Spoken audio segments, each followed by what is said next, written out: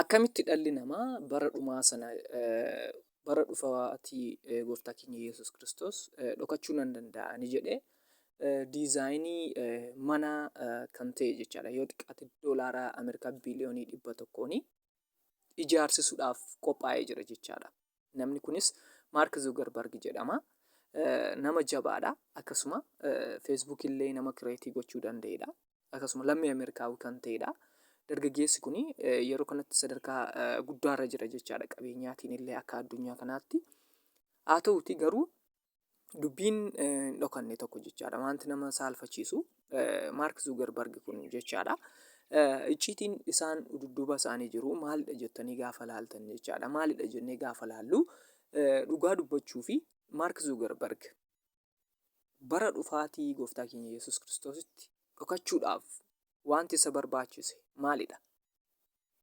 Doolaara hanga kana baasee dhokachuu hin qabani.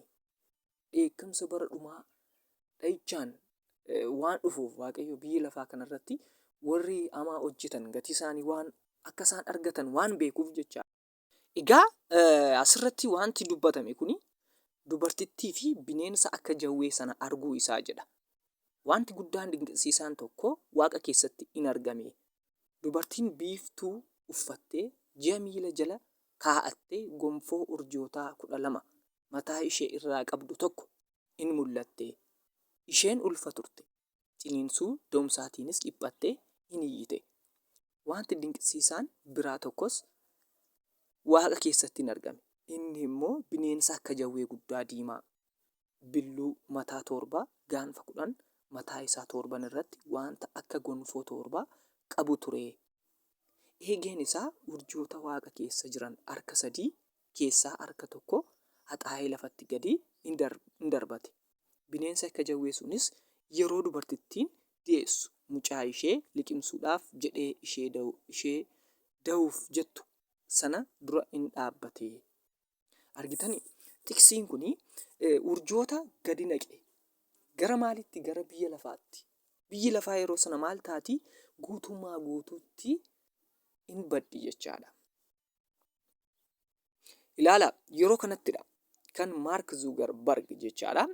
Mana kana diizaayinii kana jechaadha. Doolaara Ameerikaa biliyoonii 100 jechaadha.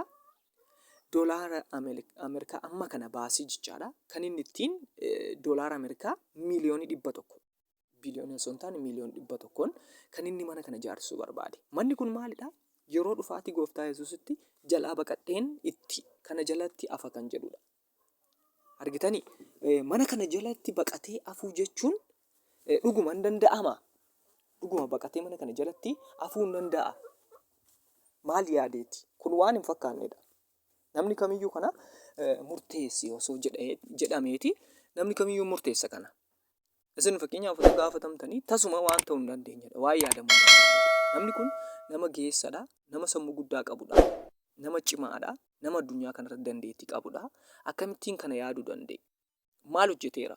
Dudduubeessaa wanta badaa wanta sirrii hin taane guutummaa guutuutti karaa gooftaa keenya Yesuus Kiristoos hordofaa akka hin turre nutti agarsiisa jechaadha. Silaa eessatti baqata ree? Jechuun uumaa isaa eessatti baqata? Maaliif baqachuu yaada? Asitti Maark Zuugarbargiin qeeqoo osoo hin taane maaliif yaada akkasii sammuu isaa keessa dhufuu danda'e? Maaliif yaadota akkasii maddisiisuu danda'e? Gaaffii jedhudha. Maaliif kana duukaa wal qabsiisee yaada tokko dubbachuun barbaadanii warri kana mormitan fakkeenyaaf asitti isinitti agarsiisa. Piraamiidii fuula dura dhaabbateeti kan inni yaada waa'ee teknoolojii ibsu yeroo hedduu. Piraamiidii jechuun immoo Gibsi keessatti waaqeffannaa jabaan waggaa keessatti kan keessatti geggeeffamudha. Warra kamiini? Amantii warra 666 sanaan. Maark Zuugarbarg jaroota kana duukaa walitti dhufeenya qabamoo hin qabu jettu isin? Yaada inni qabu duukaa jechaadha. Karoora inni karoorfatee ba'e duukaa. Tokkoffaa karoorota isaa isinitti agarsiisee hin jira. Bara dhumaa jalatti mana itti baqadhee Waaqayyo jalaa ba'u bara dhumaa jalatti jedhee yaadee mana doolaarii miliyoona 100 ijaarsisaa jira. Ilaalaa yaadni kun hin ta'a asitti piraamiidii duukaa jira.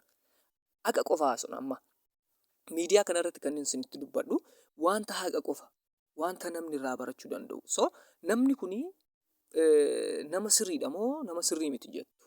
Yaada keessan koomentii irra kaa'uu ni dandeessu. Qeeqas ta'uu danda'a. Yaada isinitti dhaga'ame jechaadha. Dhaggeeffattanii kaatanii uummata bukkee akka ga'utti yaada keessan koomentii irra kaa'aa. Viidiyoon irratti hojjetamuu qabu irrattis yeroo itti aanu keessatti fooyyessinee akka hojjennutti jechaadha. Kanaaf gamanumaan gara maarketiin sin deebisaa. Maarki kunii teknooloojii hedduu qaba. Teknooloojii hedduu keessaa jechaadha. Yeroo dhiyootti meetaa kan jedhamullee irra fooyyessee jira jechaadha feesbuukiitiin. Namoonni akka galii irraa argataniif. So namoonni gaafa feesbuukii irra galii argataa deemanii gara kamitti nama geessa jechaadha maarka kun. Ofiisaa maal hordofaa jira. So wanti jiru namoota akkasirraatii of qusadhaa.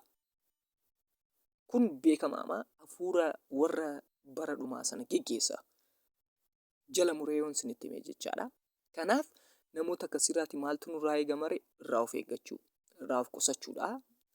Yaada gama kiyyaan miidiyaa koratti yaadan isiniif qopheessu tokko yoo jiraate nama kanarraatii of eeggachuu, of qusachuu, wantoota inni gadhiisuu hunda hordofuu dhiisuu.